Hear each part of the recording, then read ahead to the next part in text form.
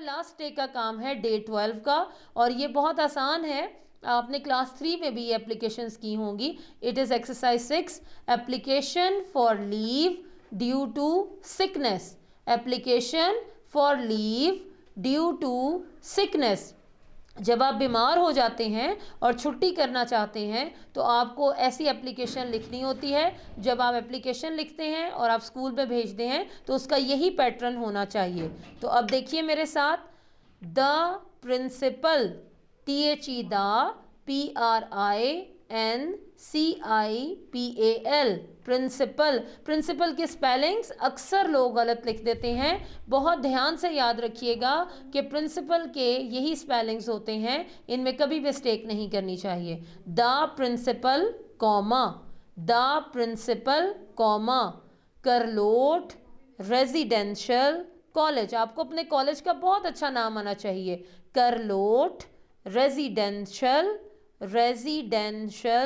College. करलोट का के, residential का आर और कॉलेज का सी सब कैपिटल होंगे।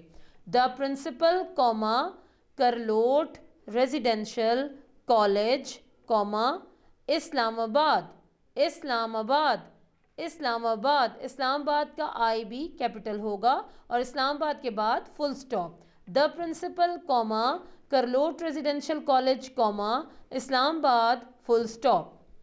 इसी लाइन में आगे आप बिल्कुल इसी सीरीज में यूं ही चलते जाएंगे, लिखेंगे अगली लाइन पर, respected sir, respected sir, respected sir.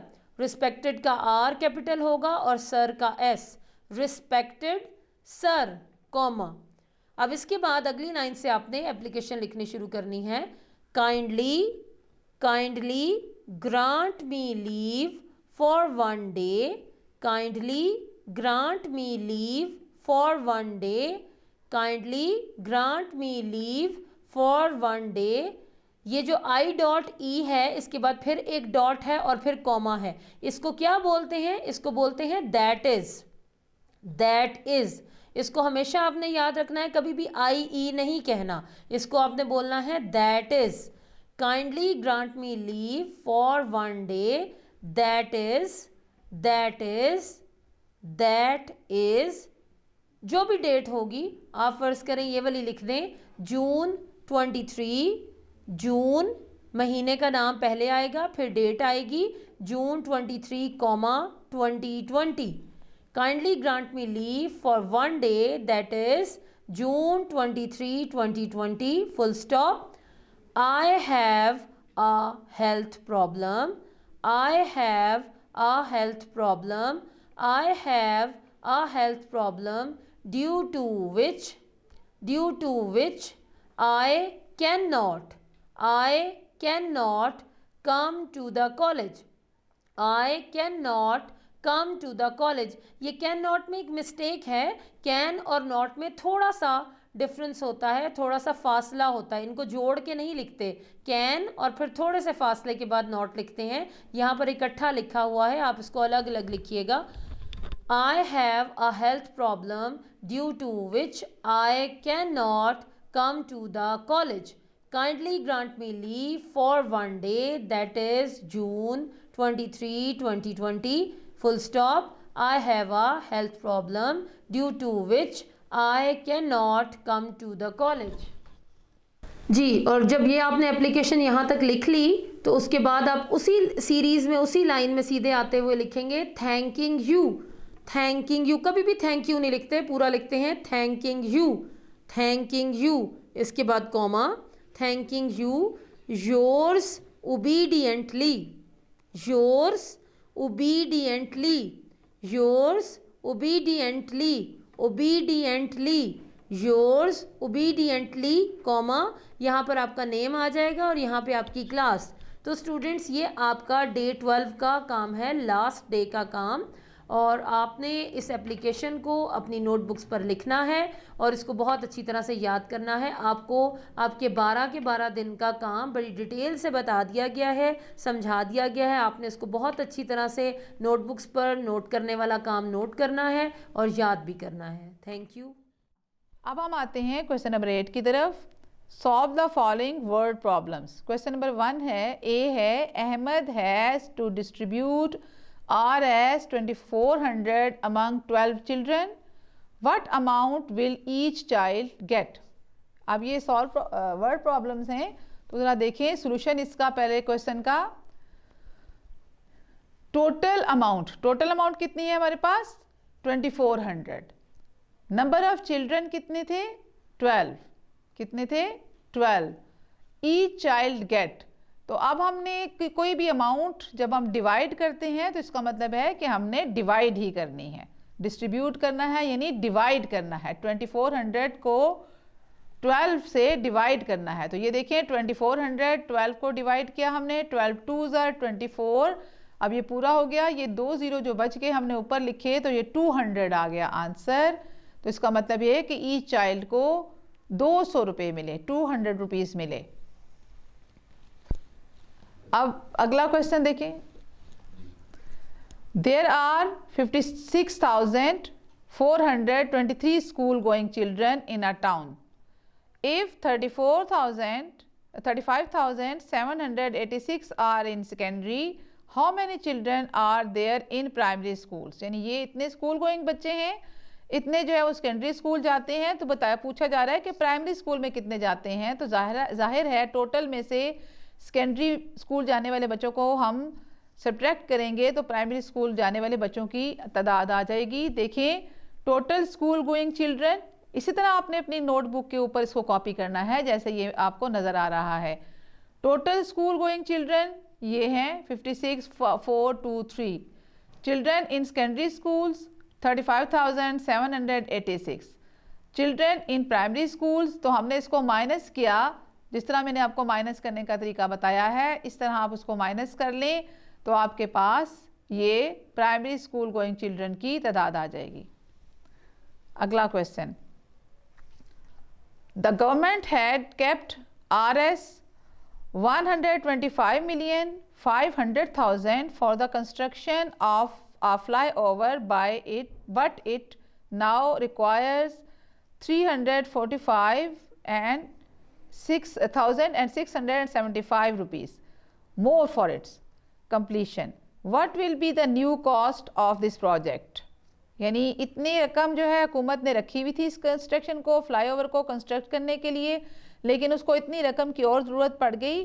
तो अब नई रकम कितनी चाहिए, कितनी रकम मज़ीद आप कहते हैं कि नई रकम कितनी है जो कि इस प्रोजेक्ट को कंप्लीट करने के लिए चाहिए। तो इसको हम देखें, old cost of the project ये है आपके पास जो आपके 125,500,000। Knew how much more requires, कितनी और चाहिए, ये आपने रकम लिखी और इसके बाद न्यू कॉस्ट फाइंड करने के लिए आपने उसको ऐड कर लिया। तो ये आपका आंसर आ गया। अब है क्वेश्चन नंबर, यहां से नजर आएगा, ये पकड़े, ये आ रहा है ना ये वाला पेज नजर। बहुत लेट हो गए जी सर, ये बहुत लेंथी था, बस 2 रह गए हैं क्वेश्चन। नजर भी आता है जो आपसे लिखा है। बस आखिरी था ये 2, हाँ ये हाथ से लिखे हुए थे 2 पेज, कुछ टाइप थे कुछ हाथ से लिखे हुए थे, बस ऊपर वाले बंद रहने थे। यहाँ नज़र आ रहा है, ये नीचे नज़र आएगा ये जो पेंसिल से लिखा हुआ जी।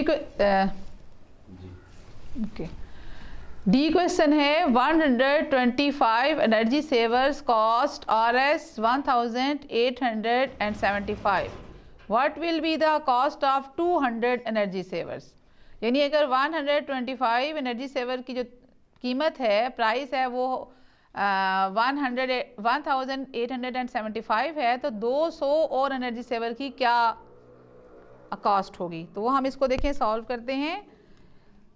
Cost of 125 energy saver Rs 1,875 cost of 1 energy saver 1,875 divided by 125। यानी आपने पहले 1,875 को 125 से डिवाइड करना है। ये आपका रफ वर्क है जो मैंने आपको बताया। रफ वर्क में इसको हमने डिवाइड किया हुआ है। 1875 को डिवाइड करें तो ये पूरा डिवाइड का प्रोसेस हुआ है जो आपको पहले मैंने सिखा दिया है। तो इसका आंसर आ गया 15। तो RS 15। Cost of 200 energy saver, तो इस 15 को 200 से मल्टीप्लाई कर देंगे तो ये 15 2 30 होता है, तो ये 3000 इसकी कॉस्ट आ जाएगी। Asma bought 2 pairs of shoes costing RS 350 each. Okay. Asma bought 2 pairs of shoes costing rupees 350 each and 4 bags costing rupees 1300 each. What is the total amount that she spent? तो आप देखें, cost of 2 pairs of shoes, cost of 2 pairs of shoes 2 multiply by 350, यानी 2 को 350 से multiply किया तो ये rough work में मल्टीप्लाई हुआ है तो 700। कॉस्ट ऑफ 4 बैग्स, 4 को मल्टीप्लाई किया 300 से तो 1300 को 4 से मल्टीप्लाई किया तो ये आया 5200, यहाँ पे 5200 लिख दिया। टोटल अमाउंट शी स्पेंट, तो ये जो 2 आपने मल्टीप्लाई करके आपके पास 2 रकमें आई उसको आपने प्लस कर लिया। तो यहाँ पे देखें प्लस करने के बाद हमारे पास क्या आया, ₹5900। टोटल अमाउंट शी स्पेंट है वो है ₹5900 उसने टोटल स्पेंड किए हैं। तो स्टूडेंट ये था आपका मैथ का वर्क जो कि मैंने आपके लिए किया और अब आपने इसको नोटबुक पे सॉल्व करना है डिवाइड करने का। अब हम आते हैं क्वेश्चन नंबर 8 की तरफ।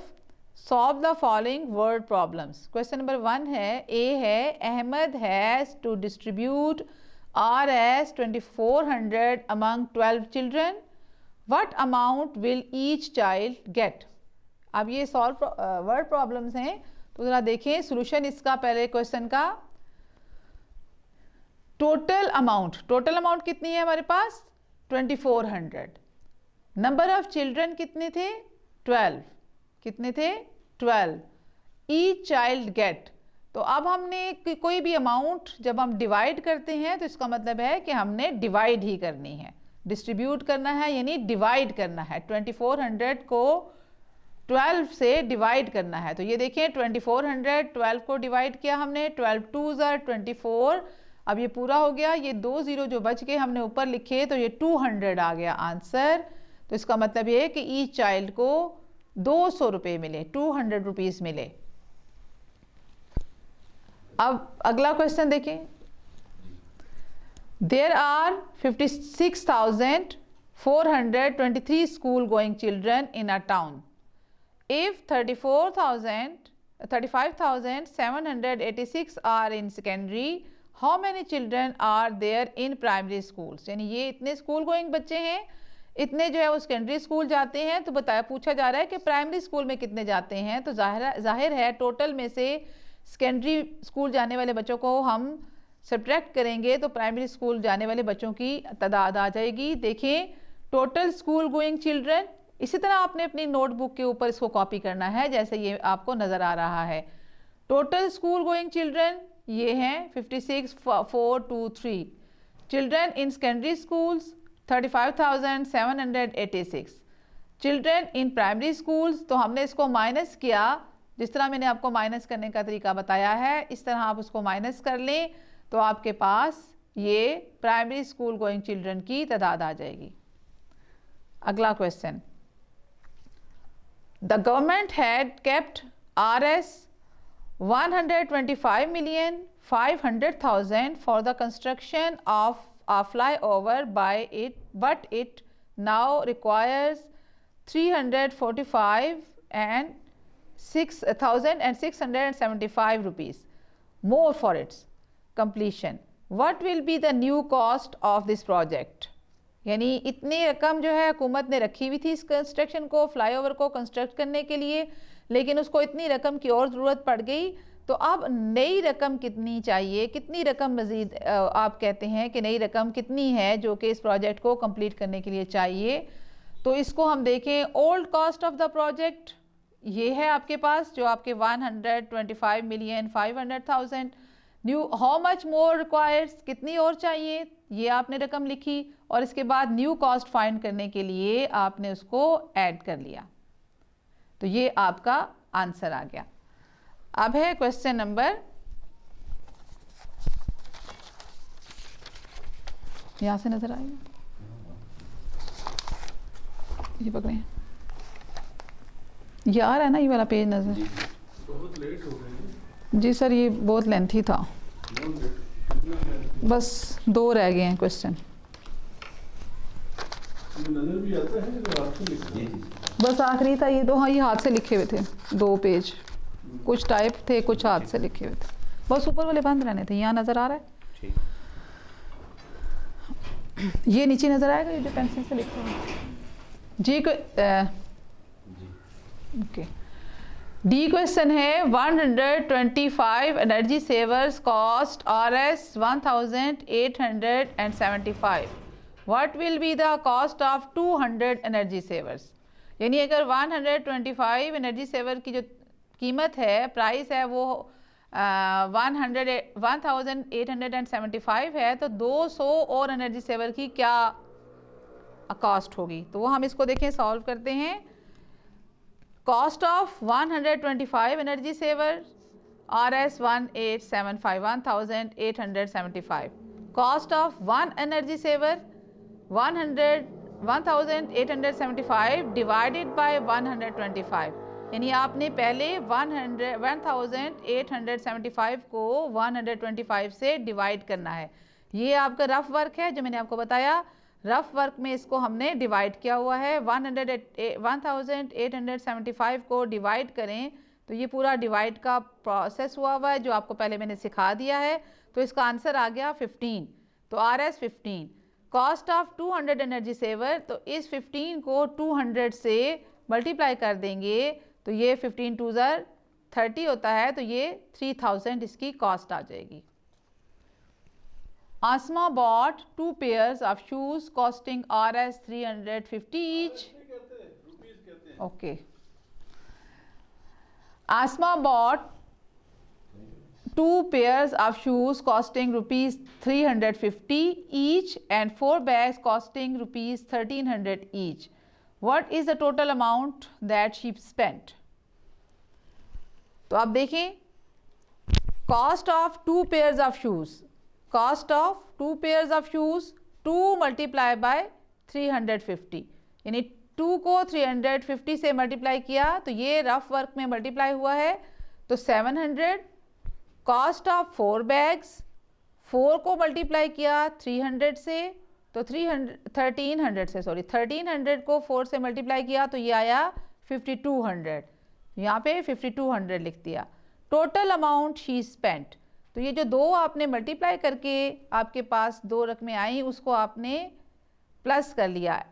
तो यहाँ पे देखें, प्लस करने के बाद हमारे पास क्या आया, ₹5900। टोटल अमाउंट शी स्पेंड है वो है ₹5900 उसने टोटल स्पेंड किए हैं।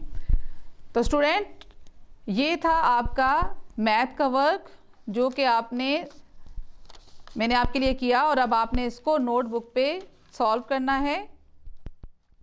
डे 12 में देखें, डे 12 में हमने करने हैं वाहिद जमा।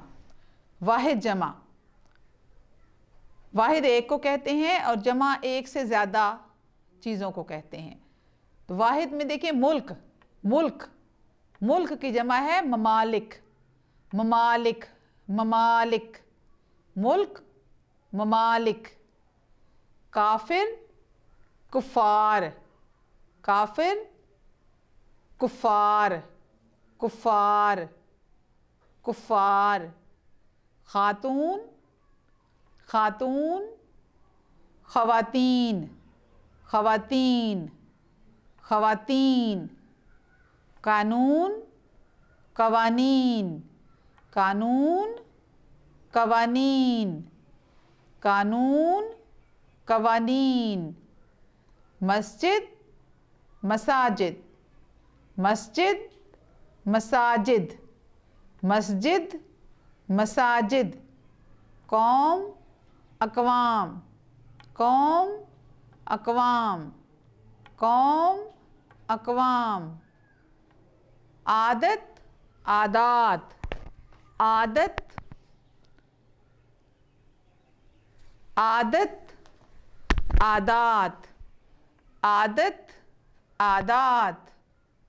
फ़र्द, अफराद, फ़र्द, अफराद, फ़र्द, अफराद।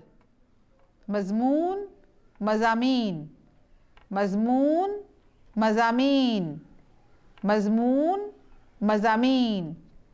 तस्वीर, तस्वीर, तस्वीर, तस्वीर, तस्वीर, तस्वीर।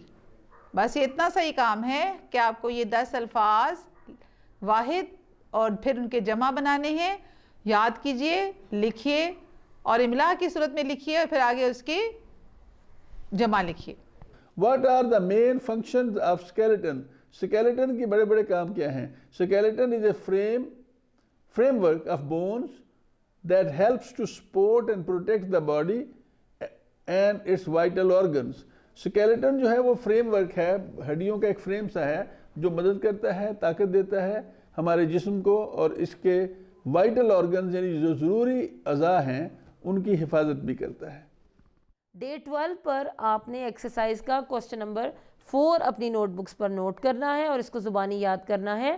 क्वेश्चन है, explain the difference between rotation and revolution. Answer is the movement of the earth, the movement of the earth on its axis is called rotation, and the movement of the earth around the sun and the movement of the earth around the sun is called revolution। तो ये भी आपने अपनी notebooks पर note करना है और इसको बहुत अच्छी तरह याद कर लेना है। डे 12 में what has the prophet Muhammad सल्लल्लाहु अलैहि वसल्लम सेड अबाउट नमाज। प्रॉफिट मोहम्मद सल्लल्लाहु अलैहि वसल्लम ने नमाज के बारे में क्या फरमाया। तो हमने ये बुक में पढ़ा था रीडिंग करते हुए कि प्रॉफिट मोहम्मद सल्लल्लाहु अलैहि वसल्लम has said namaz is the coolness of my eyes, namaz is the coolness of my eyes.